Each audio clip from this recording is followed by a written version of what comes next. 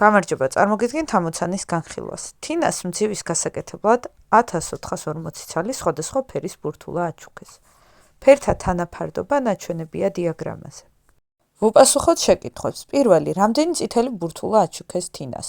როგორც დიაგრამაზე ვხედავთ, ეს არის მეოთხედი, რადგან 90 გრადუსი წარმოადგენს 360 გრადუსიანი წრის მეოთხედს.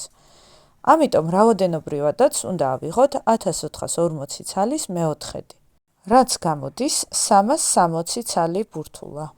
შემდეგი კითხვა, რამდენი ბურთულაა, რომელიც არც წითელია და არც მწვანე? ამას რომ ვუპასუხოთ, ჯერ უნდა ვიპოვოთ ალფა რამდენ გრადუსს წარმოადგენს. ამისათვის დაგვჭირდება 5 ალფას მივუმატოთ 2 ალფა, ეს არის 7 ალფა. 7 ალფას პლუს 90 და 60 გრადუსი, ეს იგი 150 გრადუსი. ჯამში უნდა იყოს 360 გრადუსი. ანუ გამოდის, რომ 7 ალფა პლუს 150 360-ია, ეს იგი 7 ალფა უდრის 360 მინუს 150, რაც არის 210 გრადუსი. და თუ კი 7 ალფა 210-ია, გამოდის, რომ ალფა უდრის 210 მე-7-ს, ანუ 30 გრადუსს. თუ 5 ალფა არის 5 ჯერ 30, გამოვიდა 150 გრადუსი, ხოლო 2 ალფა გამოვიდა 60 გრადუსი. ახლა კითხვაზე თუ რამდენი ბურთულაა, რომელიც არც წითელია და არც მწვანე, გამოდის, რომ ლურჯი და თეთრია. 60 პლუს 60 არის 120 გრადუსი. 120 გრადუსი წარმოადგენს 360-ის მე-3-ს. ანუ 1440 უნდა გავყოთ 3-ზე და მივიღებთ 480 ცალს, ანუ B-ში პასუხია 480. გ.